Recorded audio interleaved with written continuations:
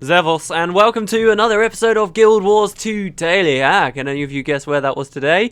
But anyway, welcome to another episode. Today we're going to be talking about mechanics. Before we start, big news. I do like to at least announce these kind of news. The next beta weekend has been announced. Beta weekend event number 2. This isn't just a stress test like last time. It is a fully fledged beta weekend event just like the first one, and it will be taking place not the weekend coming up but the weekend after that. And I know a couple of people are upset about that particular timing because they have exams and stuff.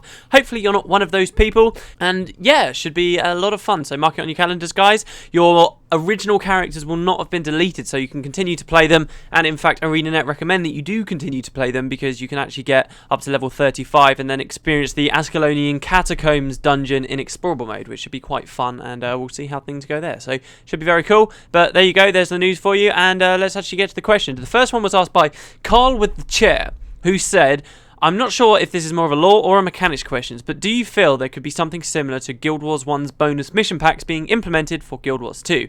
And if you do, what kind of content would you like to be able to experience in this way? I personally would really enjoy it if we had the chance to play through the fight at the end of the Ghosts of Ascalon book. It would be a lot of fun.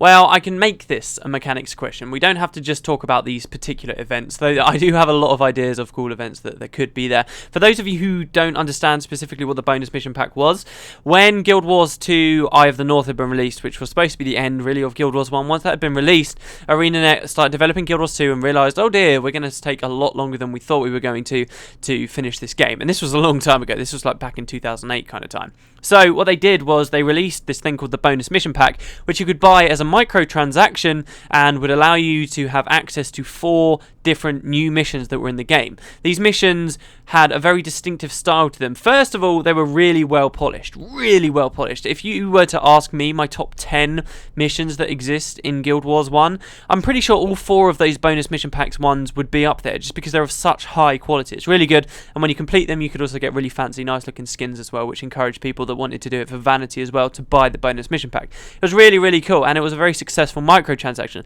That was the only time they ever released it though, but by buying this one microtransaction you get access to these 4 missions. They were set in parts of the story that we hadn't actually seen in Guild Wars 1 before, but all had a very distinctive style in the way that they played, in that you didn't play them as your main character, you actually essentially role-played as a different character in the universe, a character you might have met before in-game and seen and spoken to in-game, but now you actually get to play as them themselves back in their heyday.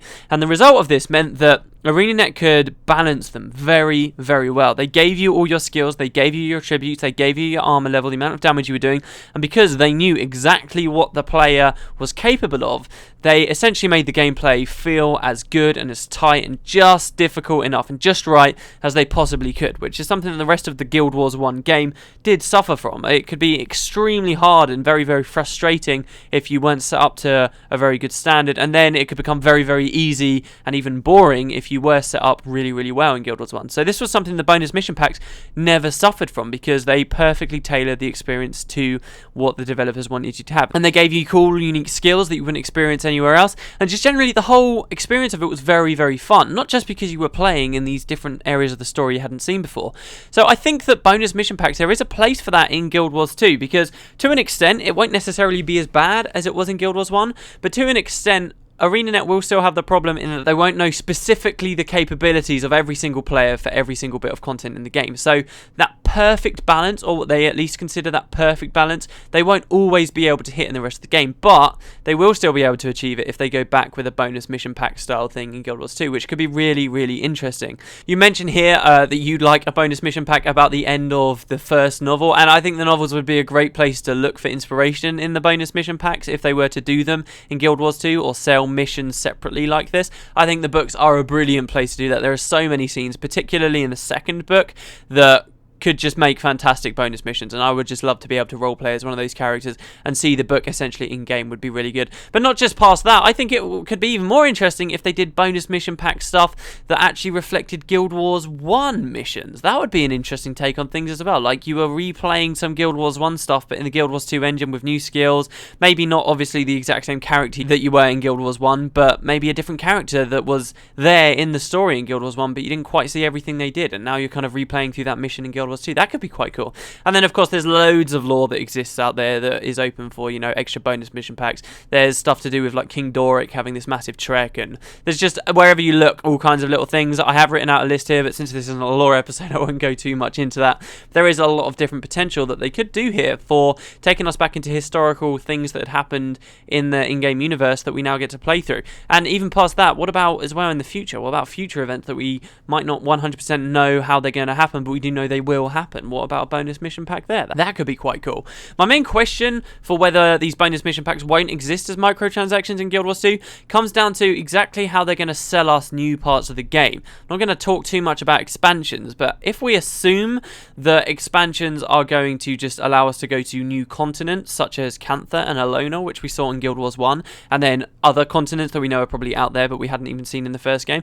If we just assume that the main expansions are going to come out every second year or something, and they'll just introduce entire new continents, then we have to wonder, how are we going to get access to these regions that are already there on Tyrian continent, like the Maguma Waste, for example? That's not accessible at the launch of the game, but we're hoping that it will be opened up to us at some point. If the full-fledged, you know, boxed expansions that you will buy in the shop don't give you access to that, how are we going to get access? Is that going to be a free update to us, or are ArenaNet going to charge us some money to go to those areas? Like you spend like $5 and you unlock 3 new whole regions in the game world. Is that how they're going to do it? I mean, I have no idea, and I'm not saying either way whether I like that idea or not right now.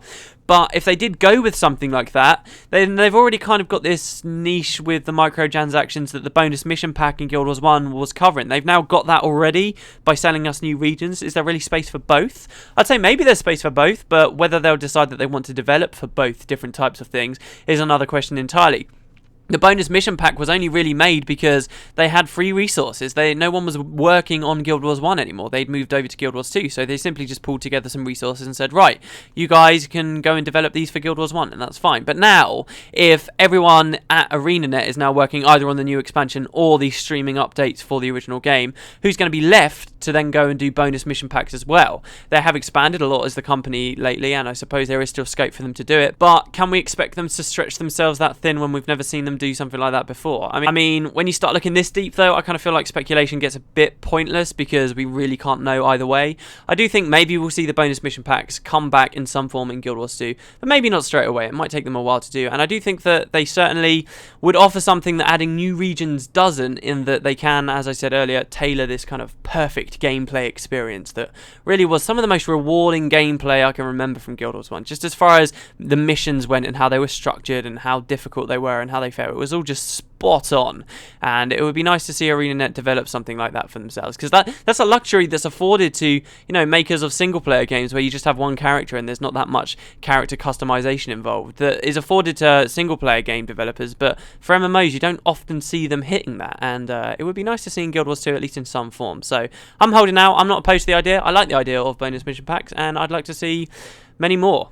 The second question for today is from iCizzy, who said, hello, I have some questions regarding the Hall of Monuments. Is it possible to unlock Guild Wars 2 stuff without having access to the actual Hall of Monuments instance in the Eye of the North? And is it possible to unlock Hall of Monument Guild Wars 2 stuff after the release of Guild Wars 2? I also wonder if it will be possible to visit the Hall of Monuments in Guild Wars 2. Thank you. Now, this question I was hesitant to do because, honestly, I think most of us know the answer to this at some point, and I may have even answered something similar to it on Guild Wars 2 Daily already. But there is something new that I've learned lately that I thought I would share with you guys. So, first you ask if we can unlock the rewards without having actual access to the Hall of Monuments. Yes and no. The way it works is in your home instance, you'll have an NPC that you can speak to that will pretty much take you to the Hall of Monuments. So you don't need to actually have physical access to that area, like go on a massive trek to get there. Say if you were in Asura and you were in Ratasum and you were nowhere near it, you'll have a character that actually supposedly will just take you straight to the Hall of Monuments, and then from there you'll be able to speak to another NPC who will then give you the items. The items themselves, for any of you curious, supposedly can just be made as many times as you could possibly want. So if you got one item or one of the mini pets at some point by accident and you deleted it, then you could always go back and just grab another one. You're not going to permanently lose something that you've earned in Guild Wars 1. If you're thinking then from that, oh, I could just create one and then sell it and create another, these are completely untradeable. The only way to get these is from having the Guild Wars 1 stuff. There's no way to do it in Guild Wars 2. There's no way to buy it from anyone in Guild Wars 2. the only way to achieve these and get these items is from playing Guild Wars 1 and getting the rewards there, and then essentially transferring them over. The way it works is, at first, you will speak to this NPC in your home instance who will then take you up to the Hall of Monuments, but before you do that, you're supposed to like declare who your ancestor was, if you will, and this is the process of linking your Guild Wars 2 account to your Guild Wars 1 account, and then from that point on, you'll be able to go to your Hall of Monuments, and all of your rewards that you unlocked in the first game will be reflected. I bring this question back up because it actually looks like if you look at the Guild Wars 2 map, you can, as well as being teleported directly to your Hall of Monuments through your personal instance, it looks like you can actually go up to that area of the Far Shiver Peaks again in Guild Wars 2 and find the actual Eye of the North, the massive building that the Hall of Monuments is attached to. It seems like you can go back up there. If you look at the map, there's like a level 80 zone all the way up there, which is very interesting because I think a lot of us, and I know I certainly was, weren't expecting to be able to go that far north in Guild Wars 2. We thought that that was kind of all cut off. The story was that the Norn had moved down into the more southern areas of the Shiver Peaks, and there would essentially be a cut-off line, very similar to the cut-off line that was there in Guild Wars 1 at the launch, where you couldn't go further north. But actually, if you look, you can kind of go through Ascalon, and there's a definite progression through the explorable areas that will take you and wind you all the way up north through Ascalon, and then back west across towards the Shiver Peaks, and then up there near the Hall of Monuments. So I don't know how that works with, you can have an NPC that will directly take you into the Hall of Monuments, but also you can walk there. But if you were to try and walk there, you'd be in a level 80 zone. So there must be some kind of separation there or something. It would be interesting if, when you were teleported directly to the Hall of Monuments from your personal instance, when you arrived there, that was like sealed off and you couldn't actually walk out into the Eye of the North itself. But if you went on this long journey all the way up to this level 80 zone, then you could actually get into the building itself. I'm curious about the progression of levels there as well, because for the rest of the game, it's all very basic, and it's, oh right, you've got your home areas, you've got, you know, the starting regions, and slowly the levels get higher and higher as you move south, and the only other level 80 zone in the entire game, might I add, is in Ore, which is where the storyline's supposed to end. It's all down there in Ore. So that's just the progression. It just gets harder as you go further south, and then you're in level 80 zones at Ore, and that makes sense. But then all of a sudden there's this other thing, and it's like, oh no, look, there's actually a level 80 zone all the way up there in the north. What's the story there? What's going on? Why are we being encouraged to go all the way over there as on the level 80 zone?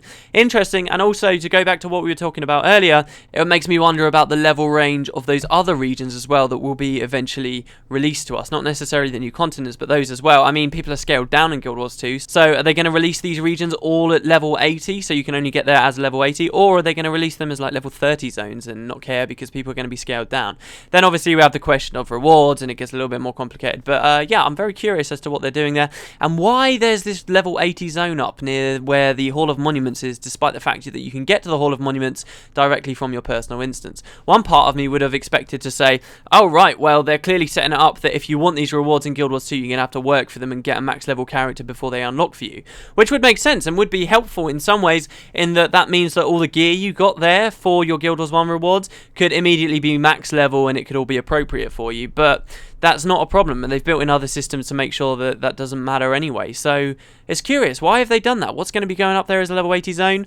But I suppose if all you want to do is grab your rewards, you don't have to worry about that. Just go to your home instance, speak to the NPC, whoever that may be, who doesn't exist in the beta right now, by the way, and they'll handle it for you. You'll go straight up and you can get all the rewards you could possibly want. There you go, guys, that's Guild Wars 2 Daily for today. I hope you learned something. Just realised that I forgot to say whose footage was actually in the background for today. Today it was from JMR Wacko, so thank you very much for that. You can find a link down in the description below, and I guess I will see you guys tomorrow.